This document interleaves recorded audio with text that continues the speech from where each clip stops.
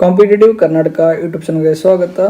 So ಇನ್ನುಳಿದ biology ಅಂದರೆ ಜೀವಶಾಸ್ತ್ರದ ಮಲ್ಟಿಪಲ್ ಚಾಯ್ಸ್ ಕ್ವಶನ್ಸ್ನ ನೋಡೋಣ. ನಾಯಕ ಪುಸ್ತಕದಲ್ಲಿ ತಡ ಮಾಡದೆ ಇಂದಿನ ವಿಡಿಯೋನ ಸ್ಟಾರ್ಟ್ ಮಾಡೋಣ. 126ನೇ ಪ್ರಶ್ನೆ ಆಗಿದೆ. ಗಾಳಿಯಲ್ಲಿ ಪ್ರಸಾರವಾದ ಶಬ್ದವನ್ನು ಕೇಳಿಸಿಕೊಳ್ಳಲಾಗದ ಜೀವಿ ಯಾವುದು ಅಂತ ಪ್ರಶ್ನೆಯನ್ನು ಕೇಳಿದರೆ ಆಪ್ಷನ್ ಸಿ ಇಲ್ಲಿ ಸರಿಯಾದ ಉತ್ತರ ಆಗಿರುತ್ತೆ. ಹಾವು ಇಲ್ಲಿ ಸರಿಯಾದ ಉತ್ತರ ಆಗಿರುತ್ತದೆ. 127ನೇ ಪ್ರಶ್ನೆ. ಭಾರತದ ಅತ್ಯಂತ ದೊಡ್ಡ ಪಕ್ಷಿ ಯಾವುದು? ಇದು ಉತ್ತರನ ಕಮೆಂಟ್ ಮಾಡಿ. ರೈಟ್, ಇದಕ್ಕೆ 2 ಸ್ಟಾರ್ ಕೊಡ್ತೀನಿ. ಸೊ ನೆಕ್ಸ್ಟ್ ಪ್ರಶ್ನೆ 128ನೇ ಪ್ರಶ್ನೆ. ನೆಸ್ಟ್ ಅಂದರೆ ಗೂಡನ್ನು ನಿರ್ಮಿಸಿಕೊಳ್ಳುವ ಏಕೈಕ ಹಾವು ಯಾವುದು ಅಂತ ಪ್ರಶ್ನೆ ಕೇಳಿದರೆ ಅದುವೇ ಕಾಳಿಂಗ ಸರ್ಪ ಇಲ್ಲಿ ಸರಿಯಾದ ಉತ್ತರ ಆಗಿರುತ್ತದೆ. ಸೊ ಮನುಷ್ಯನಿಗೆ ಬುದ್ಧಿಶಕ್ತಿಯಲ್ಲಿ ಅತಿ ಹೆಚ್ಚು ನಿಕಟವಾಗಿರುವ ಪ್ರಾಣಿ ಯಾವುದು?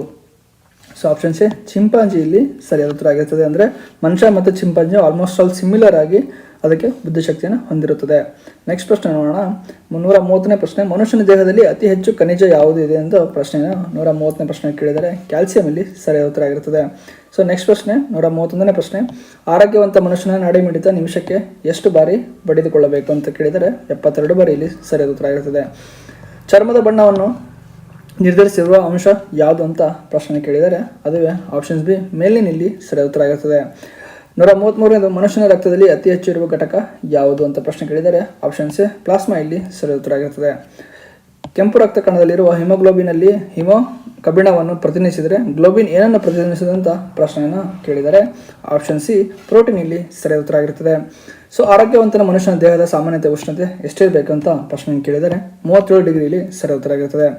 ರಕ್ತದಲ್ಲಿರುವ ಬಿಳಿ ರಕ್ತ ಕಣದ ಪ್ರಮಾಣವನ್ನು ಮಿತಿಮೀರಿ ಹೆಚ್ಚಾದರೆ ಯಾವ ಕಾಯಿಲೆಗೆ ಕಾರಣವಾಗುತ್ತದೆ ಅಂತ 136ನೇ ಪ್ರಶ್ನೆ ಇದೆ. ಆಪ್ಷನ್ಸ್ ಬಿ ರಕ್ತ ಕ್ಯಾನ್ಸರ್ ಅಥವಾ ಲುಕ್ಮಿಯಾ ಅನ್ನೋದು ಕಾರಣವಾಗಿರುತ್ತದೆ, ಆ ಕಾಯಿಲೆಗೆ ಕಾರಣವಾಗುತ್ತದೆ. ಸೊ ಆಲೂಗಡ್ಡೆ ಯಾವುದರ ರೂಪಾಂತರನ ಪ್ರಶ್ನೆಯನ್ನು ಕೇಳಿದರೆ ಅದುವೇ ಕಾಂಡ ಅನ್ನೋ ಸಬ್ಜೆಕ್ಟ್ ಆಗಿ ಸರಿಯಾದ ಉತ್ತರ ಆಗಿರುತ್ತದೆ. ಸಸ್ಯಗಳಲ್ಲಿ ದ್ಯುತಿ ಸಂಶ್ಲೇಷಣೆಗೆ ಅಂದರೆ ಫೋಟೋಸಿಂಥಸಿಸ್ ಅವಶ್ಯಕವಾಗಿ ಯಾವುದು ಬೇಕಾಗದಂತ 138ನೇ ಪ್ರಶ್ನೆ ಆಗಿರ್ತದೆ. ಆಪ್ಷನ್ ಸಿ ಕ್ಲೋರೋಫಿಲ್ ಅನ್ನೋದು ಸರಿಯಾದ ಉತ್ತರ ಆಗಿರುತ್ತದೆ. ಕ್ಲೋರೋಫಾರ್ಮ್ ಅಂತ ನೀವು ಕನ್ಫ್ಯೂಸ್ ಆಗಬಾರ್ದು, ಕ್ಲೋರೋಫಿಲ್ ಅನ್ನೋದು ಸರಿಯಾದ ಉತ್ತರ ಆಗಿರುತ್ತದೆ. ಸೊ 139ನೇ ಪ್ರಶ್ನೆ. ಸಸ್ಯಗಳಲ್ಲಿ ದ್ಯುತಿ ಸಂಶ್ಲೇಷಣೆಗೆ ಬೇಕಾಗುವ ಅನಿಲ ಯಾವುದು ಅಂತ ಪ್ರಶ್ನೆಯನ್ನು ಕೇಳಿದರೆ ಆಪ್ಷನ್ಸ್ ಡಿ ಇಂಗಾಲದ ಡೈಆಕ್ಸೈಡ್ ಇಲ್ಲಿ ಸರಿಯಾದ ಉತ್ತರ ಆಗಿರುತ್ತದೆ. ಪಾರ್ಥೇನಿಯಂ ಸಸ್ಯ ಈ ಕೆಳಗಿನ ಯಾವ ಸಸ್ಯ ವರ್ಗಕ್ಕೆ ಸೇರುತ್ತದೆ ಅಂತ 140ನೇ ಪ್ರಶ್ನೆ ಕೇಳಿದರೆ ಆಪ್ಷನ್ಸ್ ಬಿ ಸೂರ್ಯಕಾಂತಿ ಇಲ್ಲಿ ಸರಿಯಾದ ಉತ್ತರ ಆಗಿರುತ್ತದೆ. ನೆಕ್ಸ್ಟ್ ಪ್ರಶ್ನೆ ನೋಡೋಣ. 141ನೇ ಪ್ರಶ್ನೆ. ಬೆಳ್ಳಿಯಲ್ಲಿ ಅಂದರೆ ಗಾರ್ಲಿಕ್ ಅಂತ ಬೆಳ್ಳುಳ್ಳಿಯಲ್ಲಿ ಗಂಧ ಅಥವಾ ಗಾರ್ಲಿಕ್ ಅಂತ ಇದ್ದರೆ ಹೆಚ್ಚಾಗಿರುವ ಅಂಶ ಯಾವುದು ಅಂತ 141ನೇ ಪ್ರಶ್ನೆ. ಆಪ್ಷನ್ ಸಿ ಅಲ್ಲಿ ಅದರಲ್ಲಿ ಗಂಧಕ ಹೆಚ್ಚಾಗಿರುತ್ತದೆ ಅಂತ ಹೇಳ್ಬೋದು. 142ನೇ. ಪ್ರಪಂಚದಲ್ಲಿ ಮೊದಲ ಹೂ ಬಿಡುವ ವೃಕ್ಷಗಳು ಕಾಣಿಸಿಕೊಂಡ ವರ್ಷಗಳು ಯಾವುವು ಅಂತ ಅನ್ನೋದು ಪ್ರಶ್ನೆ ಕೇಳಿದರೆ ಅದುವೇ 13 ಕೋಟಿ ವರ್ಷ ಅಂತ ಹೇಳ್ಬೋದು. ಆಪ್ಷನ್ ಸಿ ಸರಿಯಾದ ಉತ್ತರ. 143ನೇ ಪ್ರಶ್ನೆ. ಹೂಗಳ ಬಣ್ಣಕ್ಕೆ ಕಾರಣವಾಗಿರುವ ಅಂಶ ಯಾವುದು? ಆಪ್ಷನ್ಸ್ ಡಿ ಎಂತೋ ಸೈನಿನ್ ಅನ್ನೋದು ಸರಿಯಾದ ಉತ್ತರ. ಆಪ್ಷನ್ಸ್ ಡಿ ಸರಿಯಾದದಾಗಿರುತ್ತದೆ. 144ನೇದು. ಸಾಂಬಾರು ಪದಾರ್ಥವಾಗಿ ಉಪಯೋಗಿಸುವ ಲವಂಗವನ್ನು ಸಸ್ಯದ ಯಾವ ಭಾಗದಿಂದ ಪಡೆಯುತ್ತಾರೆ ಅನ್ನೋದು 144ನೇ ಪ್ರಶ್ನೆ. ಆಪ್ಷನ್ಸ್ ಬಿ ಹೂವಿನ ಮೊಗ್ಗು ಇಲ್ಲಿ ಸರಿಯಾದ ಉತ್ತರ ಆಗಿರ್ತದೆ. 145ನೇದು. ಶಿಲಾವಲ್ಕ 2 ಜೀವಿಗಳ ಪರಸ್ಪರ ಅವಲಂಬನೆಯ ಉದಾಹರಣೆಯಾಗಿದೆ. ಆ 2 ಜೀವಿಗಳು ಯಾವುವು ಅನ್ನೋದು 145ನೇ ಪ್ರಶ್ನೆಗೆ ಸರಿಯಾದ ಉತ್ತರ. ಪಾಚಿ ಮತ್ತು ಶಿಲೀಂಧ್ರ ಇಲ್ಲಿ ಸರಿಯಾದ ಉತ್ತರ ಆಗಿರುತ್ತದೆ. 146ನೇ ಪ್ರಶ್ನೆ ನೋಡೋಣ. ಸಸ್ಯಗಳ ಜೀವಕೋಶಗಳ ಶಕ್ತಿ ಕೇಂದ್ರ ಯಾವುದು ಅಂತ 146ನೇ ಪ್ರಶ್ನೆ. ಆಪ್ಷನ್ ಸಿ ಮೈಟೋಕಾಂಡ್ರಿಯಾ ಇಲ್ಲಿ ಸರಿಯಾದ ಉತ್ತರ ಆಗಿರುತ್ತದೆ.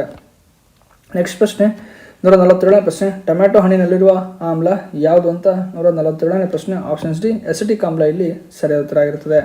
ಸೊ ನೆಕ್ಸ್ಟ್ ಪ್ರಶ್ನೆ ನೋಡೋಣ. 148ನೇ ಪ್ರಶ್ನೆ. ಅಡಿಗೆ ಮತ್ತು ಔಷಧಿಗಳಲ್ಲಿ ಬಳಸುವ ಅರಿಶಿಣ ಅಂದರೆ ಟರ್ಮರಿಕ್ ಸಸ್ಯದ ಭಾಗ ಯಾವುದು ಅಂತ 148ನೇ ಪ್ರಶ್ನೆ. ಆಪ್ಷನ್ಸ್ ಬಿ ಕಾಂಡ ಇಲ್ಲಿ ಸರಿಯಾದ ಉತ್ತರ ಆಗಿರುತ್ತದೆ. 149ನೇ ಪ್ರಶ್ನೆ ನೋಡೋಣ. ದ್ಯುತಿ ಸಂಶ್ಲೇಷಣೆ ಫೋಟೋಸಿಂಥಸಿಸ್ ಕ್ರಿಯೆಯಲ್ಲಿ ಮುಖ್ಯ ಪಾತ್ರ ವಹಿಸುವ ಬೆಳಕಿನ ಕಿರಣ ಯಾವುದು ಅಂತ 149ನೇ ಪ್ರಶ್ನೆ ನೋಡೋಣ.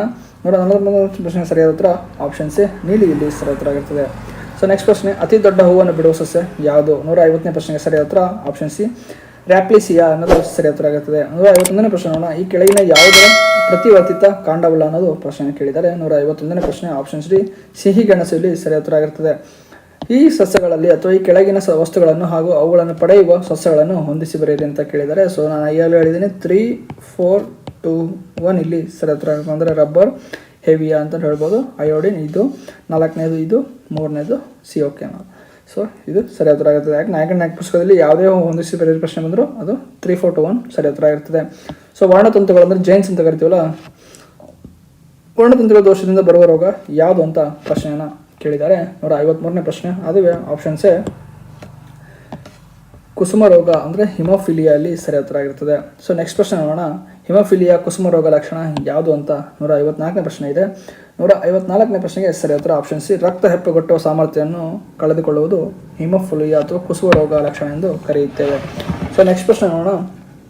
ನೆಕ್ಸ್ಟ್ ಪ್ರಶ್ನೆ ಹೀಗಿದೆ, 155ನೇ ಪ್ರಶ್ನೆ. 155ನೇ ಪ್ರಶ್ನೆ, ಕುಸುಮ ರೋಗವು ಅಂದರೆ ಹಿಮೋಫಿಲಿಯಾ ಅನುವಂಶಿಕ ಕಾಯಿಲೆಯಾಗಿದ್ದು ಇದರಲ್ಲಿ ಅಂತ ಪ್ರಶ್ನೆಯನ್ನು ಕೇಳಿದರೆ ಆಪ್ಷನ್ಸ್ ಡಿ, ಇದರಲ್ಲಿ ಹೆಣ್ಣು ವಾಹಕಗಳಾಗಿರುವಳು ಮತ್ತು ಗುಂಡಿನಲ್ಲಿ ಪ್ರಕಟಗೊಳ್ಳುವುದು. ಆಪ್ಷನ್ಸ್ ಡಿ ಇಲ್ಲಿ ಸರಿಯಾದ ಉತ್ತರ ಆಗಿರುತ್ತದೆ. 156ನೇ ಪ್ರಶ್ನೆ ನೋಡೋಣ. ಕಲರ್ ಬ್ಲೈಂಡ್ನೆಸ್ ಯಾರಲ್ಲಿ ಅಧಿಕ ಪ್ರಮಾಣದಲ್ಲಿ ಕಂಡುಬರುತ್ತದೆ ಅನ್ನೋದು ಪ್ರಶ್ನೆಯನ್ನು ಕೇಳಲಾಗಿದೆ. 156ನೇ ಪ್ರಶ್ನೆಗೆ ಏನಿದು ಕಲರ್ ಬ್ಲೈಂಡ್ನೆಸ್ ಯಾರಲ್ಲಿ ಅಧಿಕವಾಗಿ ಕಂಡುಬರುತ್ತದೆ ಅಂತ 156ನೇ ಪ್ರಶ್ನೆ ಕೇಳಿದರೆ ಅದುವೇ ಆಪ್ಷನ್ಸ್ ಬಿ, ಪುರುಷರಲ್ಲಿ ಹೆಚ್ಚು ಕಂಡು ಬರುತ್ತದೆ ಅಂತ ಹೇಳ್ಬೋದು. ನೆಕ್ಸ್ಟ್ ಪ್ರಶ್ನೆ ನೋಡೋಣ. ವಿಟಮಿನ್ ನಿರ್ವಹಿಸುವ ಕಾರ್ಯ ಯಾವುದು ಅಂತ 157ನೇ ಪ್ರಶ್ನೆ. 157ನೇ ಪ್ರಶ್ನೆಗೆ ಸರಿಯಾದ ಉತ್ತರ ಆಪ್ಷನ್ ಸಿ, ಶಕ್ತಿಯ ಪೂರೈಕೆ ಇಲ್ಲಿ ಸರಿಯಾದ ಉತ್ತರ ಆಗಿರ್ತದೆ. ಸೊ 152ನೇ ಪ್ರಶ್ನೆ, ವಿಟಮಿನ್ಗಳನ್ನು ಹಾಗೂ ಅವುಗಳ ರಾಸಾಯನಿಕ ಹೆಸರುಗಳನ್ನು ಹೊಂದಿಸಿ ಬರೆಯಿರಿ ಅಂತ ಕೇಳ್ತಾರೆ. ಸೊ ಸರಿಯಾದ ಉತ್ತರ 3, 4, 2, 1 ಇಲ್ಲಿ ಸರಿಯಾದ ಉತ್ತರ ಆಗಿರುತ್ತೆ. ರೈಟ್. ಸೊ ನೆಕ್ಸ್ಟ್ ಪ್ರಶ್ನೆ ನೋಡೋಣ. ನೆಕ್ಸ್ಟ್ ಪ್ರಶ್ನೆ 159ನೇ ಪ್ರಶ್ನೆ ಹೀಗಿದೆ, ಯಾವ ವಿಟಮಿನ್ ಕೊರತೆ ಅಧಿಕ ರಕ್ತಸ್ರಾವಕ್ಕೆ ಕಾರಣವಾಗುತ್ತದೆ ಅಂತ ಪ್ರಶ್ನೆ ಕೇಳಿದರೆ ವಿಟಮಿನ್ ಕೆ ಇಲ್ಲಿ ಸರಿ ಉತ್ತರ ಆಗಿರ್ತದೆ. ಸೊ ನೀರಿನಲ್ಲಿ ಕರಗುವ ವಿಟಮಿನ್ ಯಾವುದು ಅಂತ ಕೇಳ್ತಾರೆ, ಅದುವೇ ಆಪ್ಷನ್ಸ್ ಬಿ, ವಿಟಮಿನ್ ಬಿ ಮತ್ತು ವಿಟಮಿನ್ ಸಿ ಇಲ್ಲಿ ಸರಿ ಉತ್ತರ ಆಗಿರ್ತದೆ. ಪಯೋರಿಯಾ ಮಾನವನ ದೇಹದ ಯಾವ ಭಾಗಕ್ಕೆ ಸಂಬಂಧಿಸಿದ ರೋಗವಾಗಿದೆ ಅಂತ ಪ್ರಶ್ನೆ ಕೇಳ್ತಾರೆ, ಆಪ್ಷನ್ ಸಿ, ಹಲ್ಲು ಇಲ್ಲಿ ಸರಿ ಉತ್ತರ ಆಗಿರ್ತದೆ. ಕಾಮಾಲೆ ರೋಗ ಅಂದರೆ ಜಾಂಡಿಸ್ ಅಂತ ಕರಿತೀವಲ್ಲ, ಯಾವುದರ ಕಾರ್ಯವಿಫಲತೆಯಿಂದ ಬರುತ್ತದೆ ಅಂತ ಪ್ರಶ್ನೆ ಕೇಳಿದರೆ ಆಪ್ಷನ್ ಸಿ, ವಿಕೃತ ಲಿವರ್ ಅಂತ ಇಲ್ಲಿ ಸರಿ ಉತ್ತರ ಆಗಿರ್ತದೆ. ಸೊ ನೆಕ್ಸ್ಟ್ ಪ್ರಶ್ನೆ ನೋಡೋಣ. 163ನೇ ಪ್ರಶ್ನೆ, ಕಾಯಿಲೆಗಳು ಮತ್ತು ಅವು ಮಾನವನ ದೇಹದ ಯಾವ ಅಂಗದ ಮೇಲೆ ಪರಿಣಾಮ ಬೀರುತ್ತದೆ ಅಂತ ಹೊಂದಿಸಿ ಬರೆಯಲು ಪ್ರಶ್ನೆ ಕೇಳಿದರೆ ಸರಿಯಾದ ಉತ್ತರ 3, 4, 2, 1 ಇಲ್ಲಿ ಸರಿಯಾದ ಉತ್ತರ ಆಗಿರುತ್ತದೆ. ಸೊ ನೆಕ್ಸ್ಟ್ ಪ್ರಶ್ನೆ ನೋಡೋಣ. 164ನೇ ಪ್ರಶ್ನೆ ನೋಡೋಣ. ಕ್ಯಾನ್ಸರ್ ರೋಗವನ್ನು ಗುರುತಿಸಲು ನಡೆಸುವ ಪರೀಕ್ಷೆ ಯಾವುದು ಅಂತ ಪ್ರಶ್ನೆಯನ್ನು ಕೇಳಿದರೆ ಆಪ್ಷನ್ಸ್ ಬಿ, ಬಯಾಪ್ಸಿ ಅನ್ನೋದು ಸರಿಯಾದ ಉತ್ತರ ಆಗಿರುತ್ತದೆ. 165ನೇ ಪ್ರಶ್ನೆ, ವಿಟಮಿನ್ ಎ ಈ ಕೆಳಗಿನಲ್ಲಿ ಯಾವುದರಲ್ಲಿ ಅತ್ಯಧಿಕವಾಗಿ ಕಂಡುಬರುತ್ತದೆ? ವಿಟಮಿನ್ ಎ ಈ ಕೆಳಗಿನಲ್ಲಿ ಯಾವುದು ಕಂಡುಬರುತ್ತದೆ ಅಂತ ಜಾಸ್ತಿ ಕಂಡುಬರುತ್ತದೆ ಅಂತ ಕೇಳಿದರೆ ಕ್ಯಾರೆಟಲ್ಲಿ ವಿಟಮಿನ್ ಎ ಜಾಸ್ತಿ ಇರುತ್ತದೆ ಅಂತ ಹೇಳ್ಬೋದು. 166ನೇ ಪ್ರಶ್ನೆ, ಹಲ್ಲಿನ ಒಸಡಿಗೆ ಅವಶ್ಯಕವಾದ ವಿಟಮಿನ್ ಯಾವುದು ಅಂತ ಪ್ರಶ್ನೆ ಕೇಳ್ತಾರೆ. ಹಲ್ಲಿನ ಒಸಡಿಗೆ ಯಾವುದು ಅಂದರೆ ಆಪ್ಷನ್ ಸಿ, ವಿಟಮಿನ್ ಸಿ ಇಲ್ಲಿ ಸರಿಯಾದ ಉತ್ತರ ಆಗಿರ್ತದೆ. ಸೊ ಸೂರ್ಯನ ಬೆಳಕಿನಿಂದ ಲಭ್ಯವಾಗುವ ವಿಟಮಿನ್ ಯಾವುದು ಅಂತ ಪ್ರಶ್ನೆ ಕೇಳಿದರೆ ಆಪ್ಷನ್ಸ್ ಡಿ, ವಿಟಮಿನ್ ಡಿ ಇಲ್ಲಿ ಸರಿಯಾದ ಉತ್ತರ ಆಗಿರ್ತದೆ. ಸೊ ನೆಕ್ಸ್ಟ್ ಪ್ರಶ್ನೆ 160, ವಿಟಮಿನ್ಗಳು ಹಾಗೂ ಅವುಗಳ ಕೊರತೆಯಿಂದಾಗುವ ರೋಗಗಳನ್ನು ಹೊಂದಿಸಿ ಬರೆಯಿರಿ ಅಂತ ಪ್ರಶ್ನೆ ಕೇಳಿದಾಗ 3, 4, 2, 1 ಇಲ್ಲಿ ಸರಿಯಾದ ಉತ್ತರ ಆಗಿರ್ತದೆ. ನೆಕ್ಸ್ಟ್ ಪ್ರಶ್ನೆ, ಲಿವರ್ ಅಥವಾ ಯಕೃತ್ತಿನಲ್ಲಿ ಸಂಗ್ರಹವಾಗಿರುವ ವಿಟಮಿನ್ ಯಾವುದು ಅಂತ ಪ್ರಶ್ನೆಯನ್ನು ಕೇಳ್ತಾರೆ. 169ನೇ ಪ್ರಶ್ನೆ, ವಿಟಮಿನ್ ಎ ಅಂತ ಸರಿಯಾದ ಉತ್ತರ ಹೇಳಬೇಕು. ಸೊ ನೆಕ್ಸ್ಟ್ ಪ್ರಶ್ನೆ ನೋಡೋಣ. 170ನೇ ಪ್ರಶ್ನೆ, ತೈಲದಲ್ಲಿ ಅಂದರೆ ಆಯಿಲಲ್ಲಿ ಕರಗುವ ವಿಟಮಿನ್ ಯಾವುವು ಅಂತ ಪ್ರಶ್ನೆ ಕೇಳಿದ್ದಾರೆ. ಸೊ ಆಪ್ಷನ್ಸ್ ಕೂಡ ಹೇಳಿದ್ದಾರೆ. ಸೊ ನಾನು ಡೈರೆಕ್ಟಾಗಿ ಹೇಳ್ತೀನಿ ಅದಕ್ಕೆ ಯಾವ್ಯಾವ ಅಂದರೆ, ಸೊ ಫಸ್ಟ್ ಒನ್ ಆಗುತ್ತೆ ವಿಟಮಿನ್ ಎ ಕರಗುತ್ತೆ, ಆಮೇಲೆ ವಿಟಮಿನ್ ಡಿ ಕರಗುತ್ತೆ, ಆಮೇಲೆ ವಿಟಮಿನ್ ಕೆ ಕರಗುತ್ತೆ. ನೆನ್ಪಿಡ್ಬೇಕಿದು, ವೆರಿ ವೆರಿ ಇಂಪಾರ್ಟೆಂಟ್ ಪ್ರಶ್ನೆ. ಇಂಥ ಪ್ರಶ್ನೆಗಳು ಸೊ PSI PC ಎಕ್ಸಾಮ್ಸಲ್ಲಿ ಮತ್ತು FD SD ಎಕ್ಸಾಮ್ಸಲ್ಲಿ ಕೇಳೋ ಚಾನ್ಸಸ್ ತುಂಬ ಇರುತ್ತದೆ. ಸೊ ಹೀಗಾಗಿ ಇದನ್ನು ನೆನ್ಪಿಡ್ಬೇಕನ್ನೋದು. ಇದಕ್ಕೆ ನಾನು 4 ಸ್ಟಾರ್ನ ಹಾಕ್ತೀನಿ. 4 ಸ್ಟಾರ್ ಬೇಡ, 3 ಸ್ಟಾರ್ ಕೊಡ್ತೀನಿ ಸಾಕು. ಸೊ ನೆಕ್ಸ್ಟ್ ಪ್ರಶ್ನೆ 171ನೇ ಪ್ರಶ್ನೆ, ಐಸೋಟೋಪ್ಗಳಂತ ಏನು ಪ್ರಶ್ನೆ ಕೇಳಿದಾರಲ್ಲ, ಏನಿದು ಐಸೋಟೋಪ್ಗಳನ್ನು ಹಾಗೂ ಅವುಗಳನ್ನು ಬಳಸಲಾಗುವ ಚಿಕಿತ್ಸೆಯನ್ನು ಹೊಂದಿಸಿ ಬರೆಯಿರಿ ಅಂತ ಪ್ರಶ್ನೆ ಕೇಳಿದ್ದಾರೆ. ಸೊ ಇದು 3, ಇದು 4, ಇದು 2, ಇದು 1 ಇದು ಸರಿಯಾದ ಉತ್ತರ ಆಗಿರ್ತದೆ. ಸೊ ನೆಕ್ಸ್ಟ್ ಪ್ರಶ್ನೆ, ಐರನ್ ಕೊರತೆಯಿಂದ ಬರುವ ರೋಗ ಯಾವುದು ಅನ್ನೋದು. ಇದು ನೀವು ಕೂಡ ಉತ್ತರವನ್ನು ಕಮೆಂಟ್ ಮಾಡಬೇಕು ಅನ್ನೋದು ನನ್ನ ಒಂದು ಅನಿಸಿಕೆ.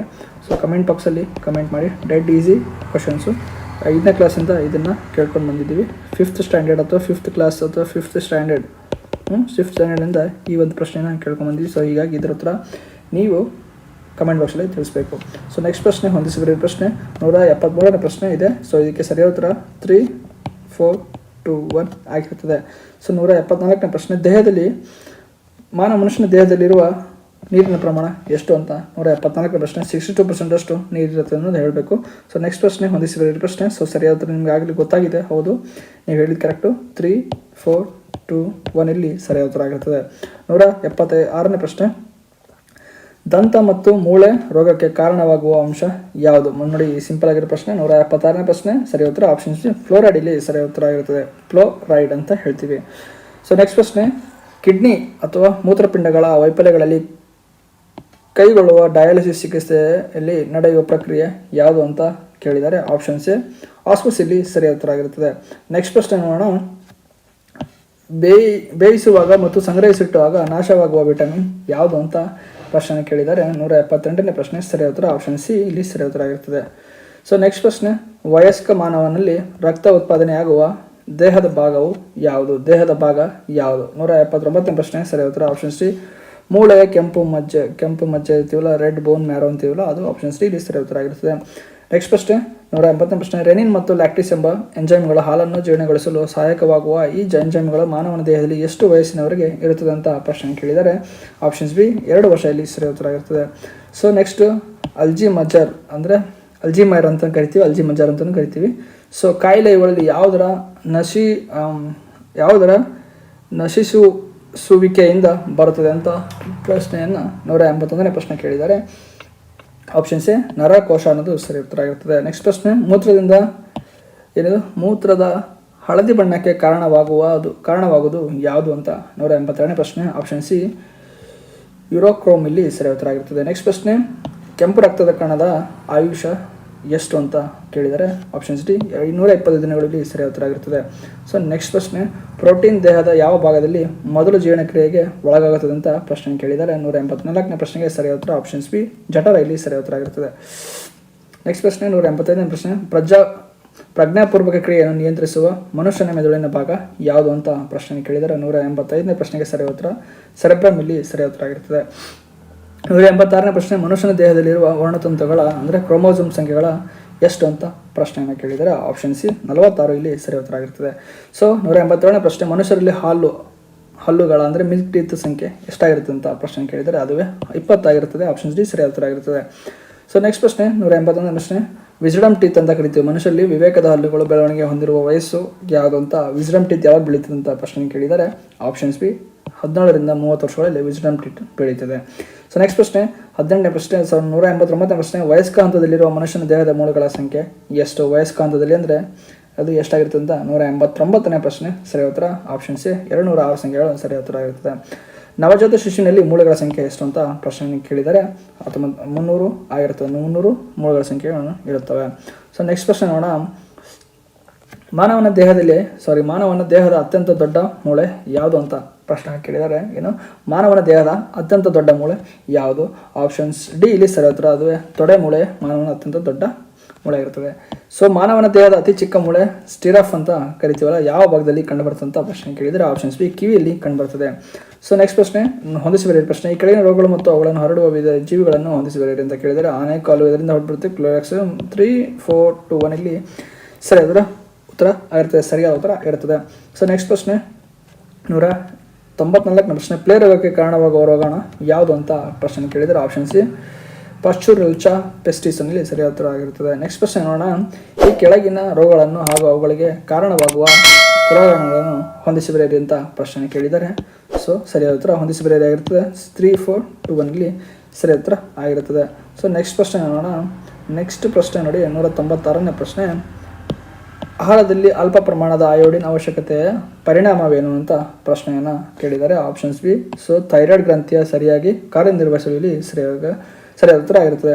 197ನೇ ಪ್ರಶ್ನೆ, ರಕ್ತ ಪರಿಚಲನೆ ಸಂಶೋಧಿಸಿದವರು ಯಾರು ಅಂತ ಪ್ರಶ್ನೆ ಕೇಳಿದ್ದಾರೆ.